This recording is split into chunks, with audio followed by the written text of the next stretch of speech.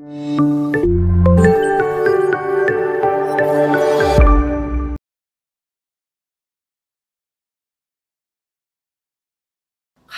күн. Әдебиет сөз өнері. Адам жүрегін тебірентіп, ақылын таразылап, тілін кестелеп айтқан сөз орнында тұрса ғана әдебиет деген өнер пайда болады.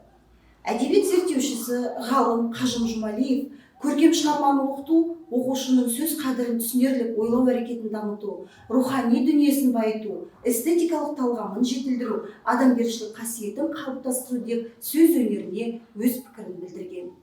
Қазақ әдебиеті сабағында жоғары деңгейдің талдау, жинақтау, бағалау дағдыларын дамытуға арналған оқу мақсаттары мен жұмысты қалай тиімді ұйымдастыруға болады?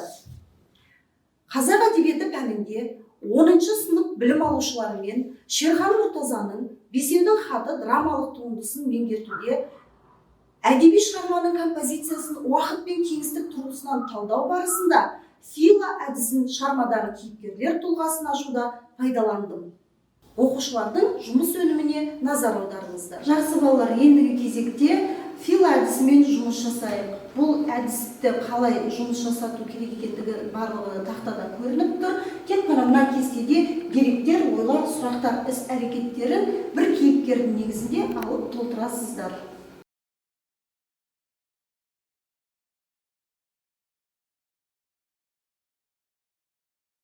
Жақсы, Нұргүлдің тобындағы оқушылардың жауаптары дайын екен. Ендеше тыңдайық сол жауаптарды. Біз Ғабит Мүсіреповке топпен мынандай деректер таптық. Қайрат қыран, қайғы жылан, қайғыра бермей қайрат қылайық. Қайрат қылайық. Тұяғы күйген тауықтай осылай отыра берсек, әрине ешкімді де таппаймыз. Ұлтшыл атанбас үшін халықты жек көріп қыра беру керек пе сонда? Ғабит шырағым, төремен тіреспе, күштімен күреспе демеуші ме еді, не қыласын қарсыласып? Жақсы, сондай деректермен жұмыс жасадыңыз. Жақсы. Енді екінші несі ойла. Бұл үзіндіде Ғабит Мүсіреповтің өмірі қыл үстінде тұрса да, Ғабит Мүсірепов ешқашан айтқаннан қайтпайтындығын және әрқашанда халықтың жағында тұратындығын ескертеді. Және Сталиннің саясаты мен Голошокиннің озбырлығына ашынады осы өзінде. Мен бұл топта сұрақтармен жұмыс жасадым. Менің құрастырған сұрағым, неліктен Ғабит Мүсірепов қазақ халқының жағдайын жазушы ретінде емес, крайкомның мүшесі ретінде баяндады?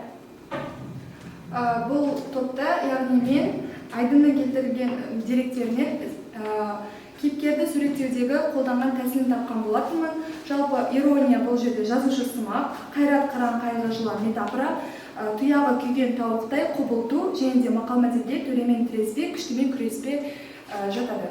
Жақсы балалар, фила толтыру әдісімен деректерді, ойларды, сұрақтар мен іс-әрекеттерін нақты тауып жұмыс жасаған екенсіздер. Рахмет. Бұл әдістің тиімділігі неде? Бұл әдіспен жұмыс жасауда білім алушылар ізденеді, талдайды, зерттейді, сыни ойлануына мүмкіндігі басым.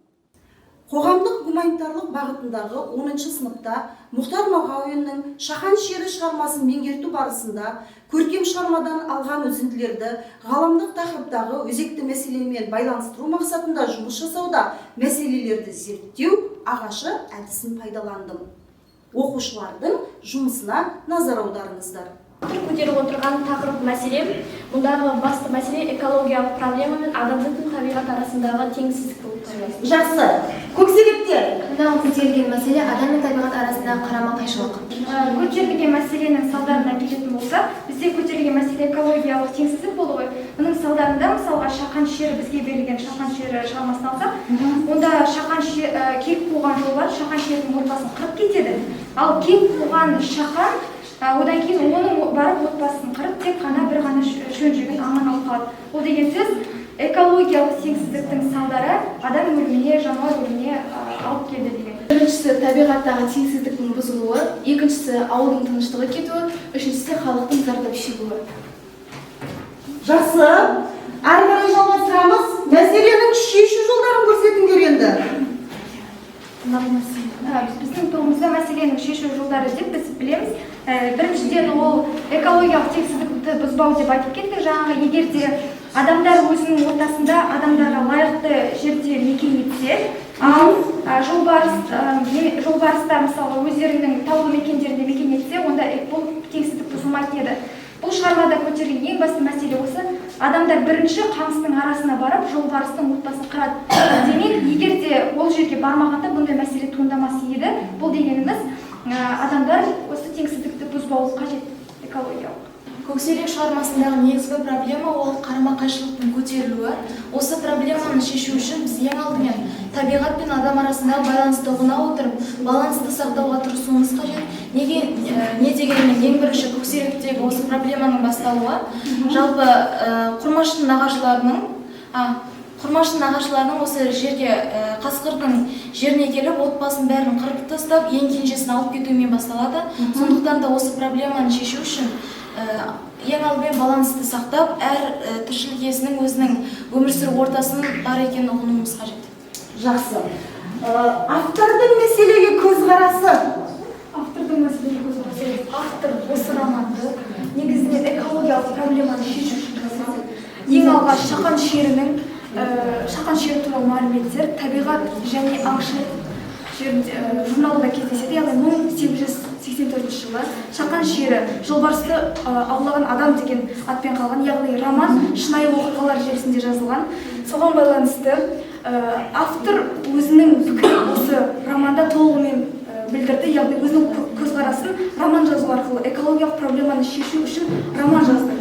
Автор тек табиғат және адам қатынасын ғана емес, сонымен бірге әке мен бала арасындағы текетіресті көрсетіп отырып, автор өзінің кері көзқарасын баяндалды. Жақсы. Ал енді топтың осы мәселеге Меніңше қазіргі таңда осы мәселені әлі де өзекті мәселе болып табылады. Және де қазіргі таңда адамдар негізі өзінің еркін жүрген аңдарға қастандық жасау болып табылады. Еркін жүрген аңдарға қастандық болып табылады. бұл топтың ойы ма? Тағы қосатын бар ма? Бар ма қосатын дүние?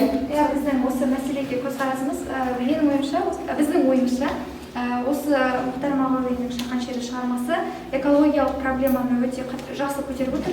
Сонымен қатар тек қана бұл шығарма емес, егер де осы жанрдан шығармалар істелген ұнайтын болса, экологиялық теңсіздікті тағы да басқа шығармалардан көргілеріңіз келсе, сонымен қатар Джек Лондонның Ағазу шығармасын, сонымен қатар Шыңғыс Айтматовтың Жантида шығармасын оқысаңыздар болады. Бұл шығармалардың барлығы осы жанрда, осы мәселеге арналған туындылар. Оқысаңыздар емес, оқысақ болады екен. Жақсы. Кеттік. Көзқарас өздерінің топтарымен. Жалпы табиғат пен адам арасындағы тепе-теңдікті бұзу, аң аулау мұндағы жолбарыс пен көксеректің емес, адамның табиғатқа келген қасіретінен болып табылады. Яғни бұның барлығы адамның табиғатқа жасаған іс-әрекетінен бастау алады. Қазіргі күннің өзінде осындай жайттарды болдырмас үшін адамдар табиғатпен балансты сақтау үшін бірнеше іс-шаралар жүргізілуі тиіс. Дейсіңдер. Жақсы. Ал енді осы мәселені автор қандай мақсатта көтеріп отыр екен? Қазақстан жерінде, біздің қазіргі тұрып жатқан Жетісу жерінде шері саны ең көп болған. Яғни Іле жерінде ең алғаш осы Қазақстанда жолбарыстар болған деген деректер кездеседі. Дегенмен 1940 жылы еліміздегі соңғы жолбарыс Жетісуда оққа ұшқан. Автордың көтерген мәселесі, біздің жерімізде жолбарыстар болса да, қазіргі кезде жолбарыстар біздің жерімізде мекен етпейді. Оны адамдар құртты. Яғни жолбарыстың негізінен жоғалып кетуіне адамдар кінәлі дейсіздер. Жақсы. Сонымен мәселені көтерудегі автордың мақсаты қандай болды? Мақсаты не? Автор мәселені көтере отырып, осы қоғамдағы өзектілікті аша отырды. Себебі, мысалы, көксерек әңгімесінде көксерек соңында бәрібір көксерек соңында өзінің иесіне шабуыл жасап, қандай мақал бар осыған орай? Бөлтірікті қанша асқансаң да жақсы. Ал енді автор қандай аудиторияға көздеп жазып отыр екен? Кімге арнап жазып отыр осы туындыны? Автордың көздеген аудиториясы адамзат пен жануар арасындағы мәселені қозғап отыр. Яғни кімге жазып отыр? Кімге? Бізге жазып отыр. Жақсы. Кімге жазып отыр? Мұхтар Әуезов бұл туындыда. Бүкіл адамзат халқына. Жақсы. Енді автор көтеріп отырған тақырып немесе мәселе. Автордың көтеріп отырған мәселесі жаңағыдан бері біз талқылап жатқан мәселе, бұл экологиялық мәселе болып табылады, экологиялық теңсіздік. Егер де біз бұл мәселенің шешімін тапсақ, браконьерларға жол бермесек, онда ары қарай бұндай мәселе болмасын. Дәл осындай қайғылы жағдайлар болмасын. Жақсы. Ал Көксерек шығармасында да шақан шері секілді, онда да экологиялық теңсіздік, сонымен қатар адамдар арасындағы табиғатқа деген қарама-қайшылық көрсетілген. Жақсы. Бұл әдістің тиімділігі неде? Білім алушылар шығарма бойынша мәселенің туындау себебін анықтайды, көтерілген мәселеге өздігінен шешім іздейді, жеке көзқарасы қалыптасады, өз ой-пікірін еркін білдіреді. 9 сыныпта Бейімбет Майлиннің «Шұғаның белгісі» хикаятының тарихи және көркемдік құндылығы тақырыбында берілген оқу мақсаты шығарманы басқа өнер түріндегі осы мазмұндас туындылармен салыстырып тарихи және көркемдік құндылығын бағалау. Көрсетілген оқу мақсатымен жұмыс жасауда Бейімбет Майлиннің «Шұғаның белгісі» хикаяты мен Шәкәрім Құдайбердіұлының «Қалқаман мамыр» дастанын тақырыптық, жанрлық, кейіпкерлер қасиеттері мен уақыт кеңістігі жағынан салыстырып талдауға пирамидалық талқылау әдісін пайдаландым. Оқушыларға төмендегідей тапсырма берілді. Екі мазмұндас өнер туындыларын тақырыптық, жанрлық, кейіпкерлер қасиеттері мен уақыт кеңістігі жағынан салыстырып талдаңыз. Пирамидалық талқылауда білім алушылар өз пікірін жеке жазып, жұпта, топта талқылап, ортақ пікір қалыптастырады. Оқушылардың жұмысына назар аударыңыз. Екі шығарманың ортақ тақырыбы неде? Екі шығарманың ортақ тақырыбы сол кезеңдегі әйел теңсіздігі. Себебі Қалқаман мен Мамыр, Шұға мен Әбдірахман ескіліктің құрбандары. Жанрлық ерекшеліктері: Қалқаман Мамыр поэмасы поэзиялық туынды болса, Шұғаның белгісі хикаяты прозалық шығарма. Кейіпкерлерді салыстыратын болсақ, Шұға ақ құба талдырмаш қыз, ажары қандай болса да, ақылы да сондай. Шұға мектептен білім алмаса да, қасындағы оқыған қыздардан өзінің ойы ерекшеленеді. Екінші кейіпкер Мамыр, сүйкімді сұлу, өр мінезді өжет қыз. Мамырдың сұлулығын толықтыратын қасиет ақылдылық, сабырлық, өткірлік, махаббатқа берік қыз.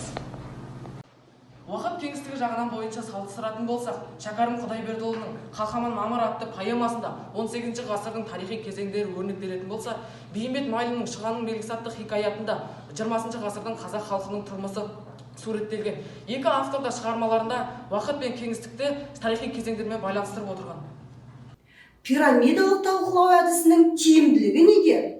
Оқушы жеке, жұпта, топта жұмыс жасап, бастапқы ойын жинақтап, ортақ пікірге келеді. Нәтижесінде оқушының өзіндік көзқарасы қалыптасып, сыни ойлау дағдысы дамиды.